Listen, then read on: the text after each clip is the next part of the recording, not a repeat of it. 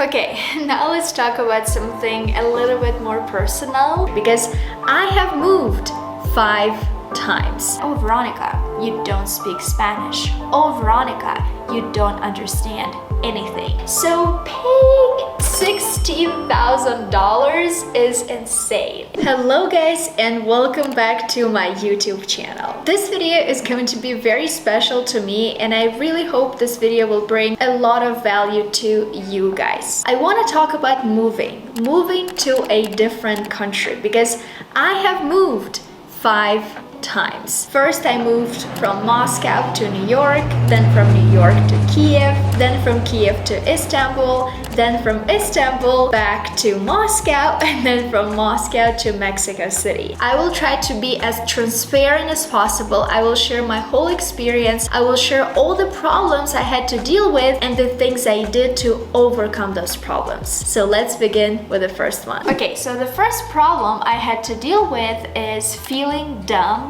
for not understanding the language. And guys, it's totally okay. I just want this video to be a reminder to every single one of you that whatever it is you're going through, especially when you are moving to a new place, it's totally okay. Yes, I do feel dumb sometimes for not understanding Spanish because I have never studied Spanish before. And when I moved to Mexico, I realized that I really do need Spanish if I want to live here for a very long time. I can speak Russian, which is my native language, I can speak English, and I can speak a little bit of Chinese because I studied Chinese in college, but not Spanish. I'm always reminded that, oh, Veronika, you don't speak Spanish. Oh, Veronika, you don't understand anything. So here's guys what I did and what I'm still doing to help myself feel at least a little bit better. So first, obviously, you have to learn the language. If you're uncomfortable with feeling dumb, with feeling like you don't understand anything, it's all in your power. You have to sit down and start learning. But I really do know, guys, that sometimes we don't have time. And that's why what I do is I basically structure my schedule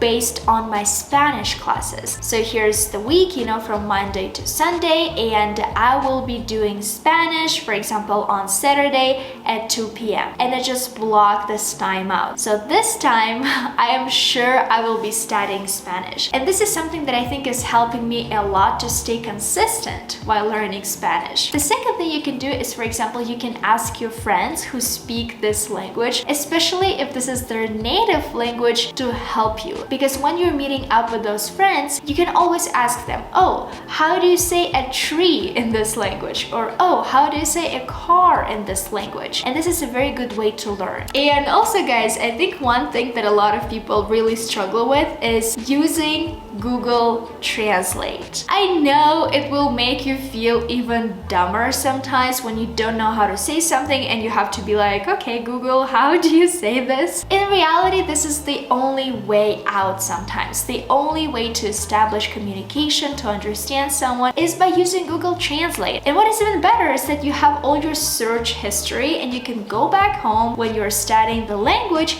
you can see, so I didn't know how to say this. Now I have to memorize it. Okay, and let's now move on to the second thing I had to struggle with a lot. And it's all about missing my family and my friends. My family, they all live in Russia. And there's a 9-hour difference between Mexico and Russia. So it's completely natural for me to feel like I'm not really connecting with them. They're living their own lives, they're experiencing their own things, and I'm here all by myself, and there is no one who can help me. But in those moments when I feel very sad and depressed and anxious, what I always try to do is, first, I try to schedule a call with my family every single week. For example, I talk to my parents, my mom, my dad, my sister, and my brother every Sunday. We have a call scheduled, like everyone knows about it, at a specific time. We all join in and we all talk about everything that has happened, the week before. Also, you can play some online games. I really like playing online board games with my family because this is something that can connect us even more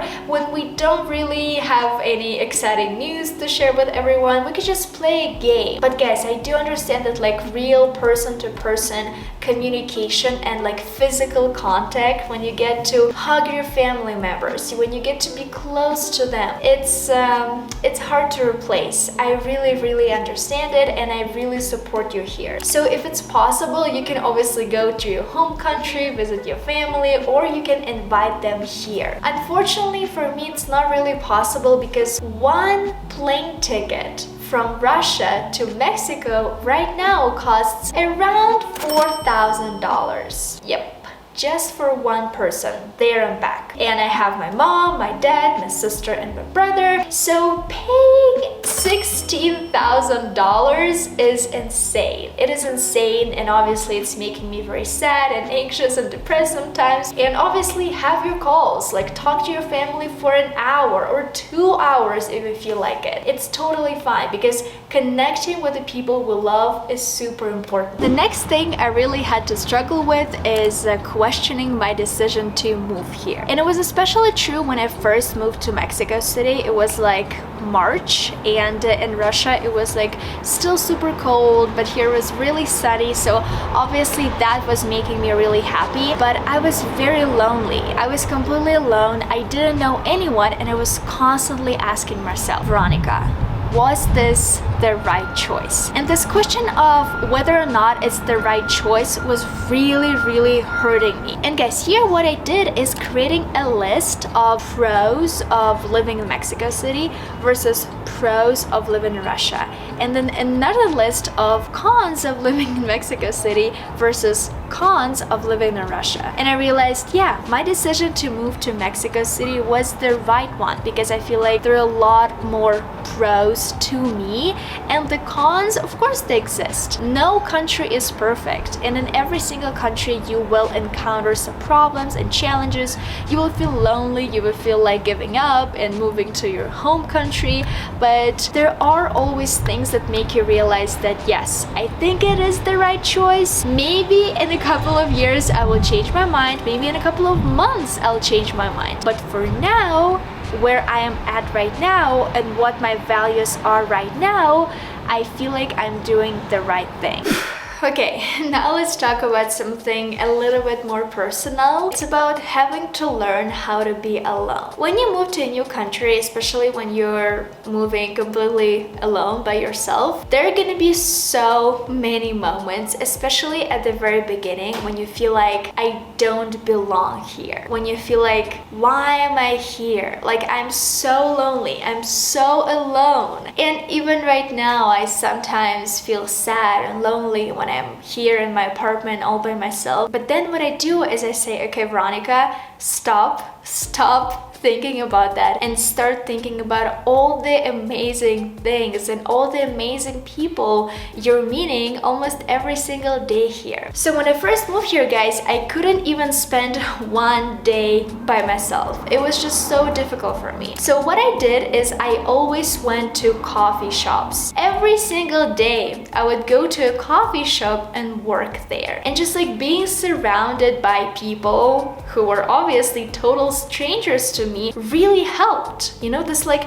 presence of another human being was so important to me. And also, guys, I just checked on my phone and I wrote down that I also allowed myself to spend money on my so-called loneliness budget. So back then, for me, the loneliness budget was going to a coffee shop every single day. Obviously, I wasn't like spending a lot of money there. I would just tell myself, okay, Veronika, you can only buy one drink. And I was allowing myself to spend this money because I realized that this would make me feel less lonely. And of course, one more thing I had to struggle with, and am still struggling sometimes, is realizing that I can't find any new friends. Because when I was still studying in high school and in college, you know, like my parents or like people around me would tell me, oh, you find your best friends in high school, or oh, you find your best friends in college. Oh, and guys, for me, it was very different. My high school experience was, well, I was like a real nerd. I didn't want to talk to anyone. I felt very isolated because I was isolating myself from everyone else. In college, my education was like 90% remote, so I wasn't even interested in making any friends because